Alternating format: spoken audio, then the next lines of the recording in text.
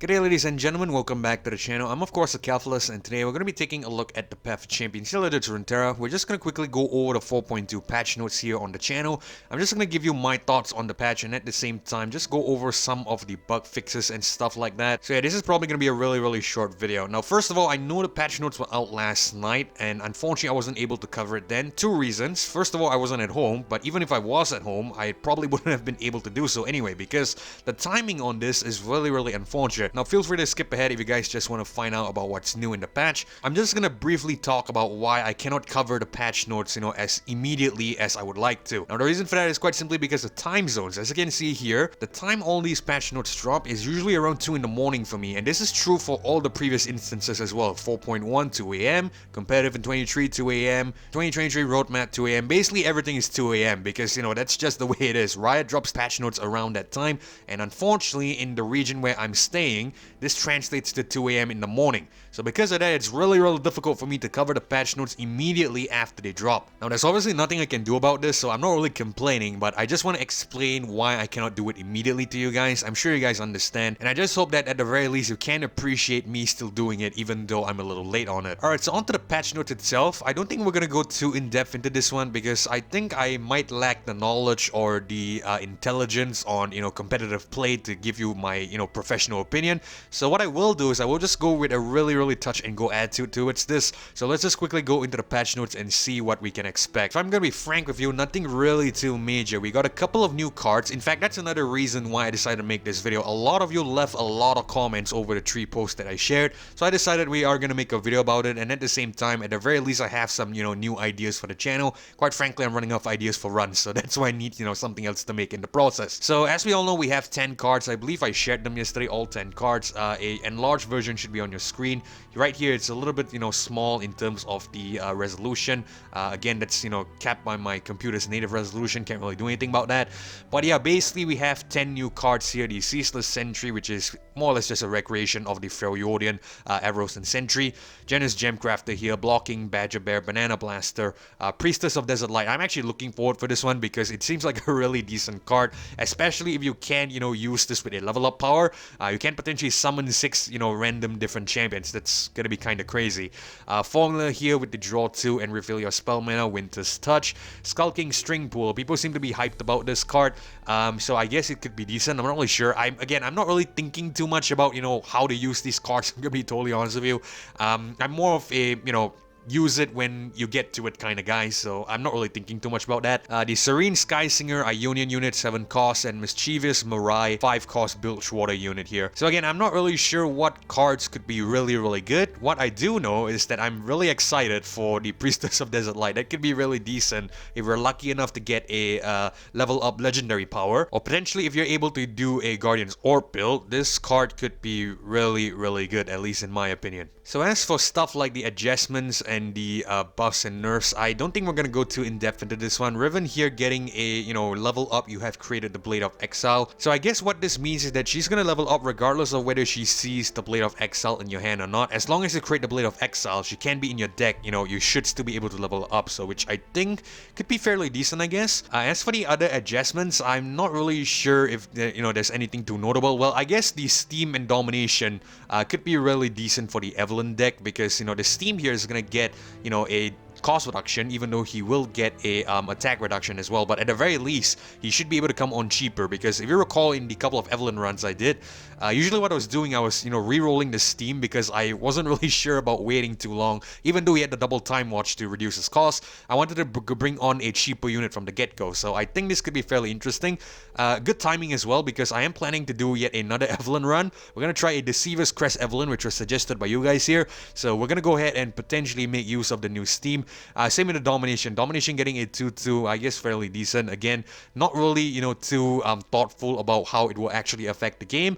But what I do know is that it seems like a really interesting change here. Now, as for everything else here, like the Bandle Painter, the Mistfall, and the Wraith of Echoes, I'm not really sure if that's too important. Well, maybe it could be important if you ever pick it up in a, one of your runs and stuff like that. But, by the default, I don't think there's any decks with these cards. I am not sure. I cannot remember, obviously. So I don't think that's too important to cover, at least in my opinion. So we're just going to quickly go all the way down. Oh, right. One more thing that's really, really important I should add is that the atrocity here is going from a fast to a slow. Everyone's been complaining about this, unfortunately. And quite frankly, I can understand why, because the atrocity seems to be really, really powerful. 7 costs with the ability to kill an ally to deal damage equal to the dead ally's power to, any other opposing unit seems like a really crazy spell here. So obviously I can understand why people are upset that this goes from a fast to a slow. But again, I'm not really going to get too in-depth into my thoughts about it because obviously I'm not a competitive player, so I cannot really give you my professional opinion. Wandering Shepherd here down from a 2-2 to a 2-1, not really that important I feel. And the Ravun Daylight Spear 5-6 to a 5-5 could be a little bit dreadful, I guess, because this could affect the Jack stack and this definitely affects the Leona deck. But again, like I said, I'm probably going to have to, actually try it out to know for myself. On paper, it doesn't seem too bad. I'm not really sure. Again, I'm not a professional player, not a high-skilled player. I will keep on reiterating this just to make sure that I am not deceiving you here. But yeah, basically, I think it should be okay. I can understand Atrocity though, but the Wandering Shepherd and the Ravun here, I don't think it will affect your Jax or your Leona too much, in my opinion. Now, on to the bugs itself. We're going to skip competitive because I am not a competitive player.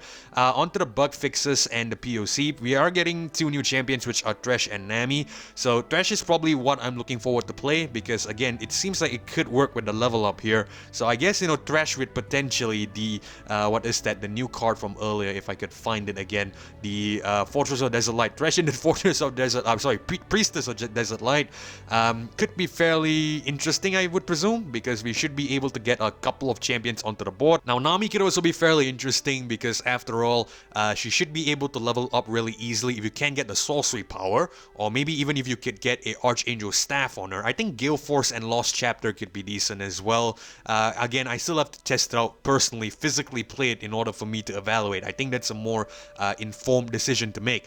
Now, in terms of the bug fixes, nothing really too major here. In fact, there's no bug fixes for the POC except for one particular item here if we go all the way down. It's for the Bounty Hunter's Renown. The relic will erroneously gain extra stacks when champion spells will transform back into champions in hand. So I guess this is a bug. I'm not really sure. I haven't really encountered this, so I'm a little bit disappointed, if I'm going to be honest with you. Now, I know there's a lot of bugs in the game right now, and I believe I talked about them really recently here on the channel. Mainly, I was talking about the, the Nexus bug with the Sun Disc, about the slots, the amount of space on the board. I believe the, the Poros Fluff as well is a little bit bugged, and the Norris T, obviously, whenever you summon a unit on the first game, because of the Norris T, the game seems to freeze up, the game seems to crash, it doesn't seem to want to progress, so that could be something that needs to be addressed. Now, to be fair, in a Reddit post, apparently one of the developers here said that there is going to be some, looking into, or I guess some, fixings of this bug, I guess. It's a fairly long post. It's on the Reddit. I'm not on Reddit, unfortunately, but I just created this account just to show you guys. But basically, yeah, it seems like they are working on it backstage. It's a really long paragraph. I'm obviously not going to read it here. It's a fairly long thread as well. You can, of course, find out more if you'd like to, but again, I'm not going to go through all of it with you. Feel free to pause the video and read through it if you'd like. But yeah, basically, it seems like they are fixing some of these, and they acknowledge that, it was a mistake. But anyway, it is fairly promising that they are looking into some stuff like that. I am still a little bit gutted, however, because there's still a lot of things that need to be addressed. I believe stuff like the relic system, well, it's not really a bug in that in the sense of the word, but it is still something that might need looking into at the very least. So the relic system, the champion shard acquisition system, everything I've basically covered in the video here on the channel. So stuff like that I feel needs to be at least looked into, or at the very least, given a slight adjustment in order to make the POC a little bit more fun to play, especially for newer players out there. But it's a little bit sad there was nothing addressed about that. Even the bugs with the Poro Fluff and whatnot, nothing was addressed in this upcoming patch. I'm gonna hope, or at the very least, presume that there is stuff planned for the major expansion at the end of this month.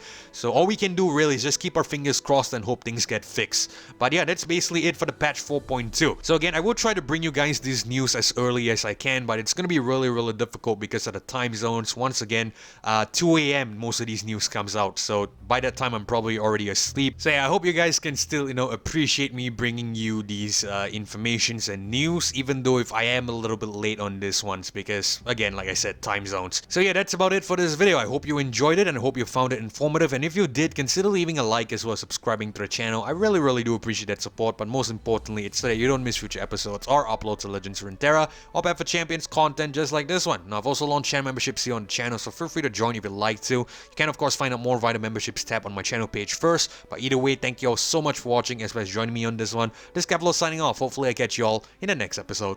Goodbye.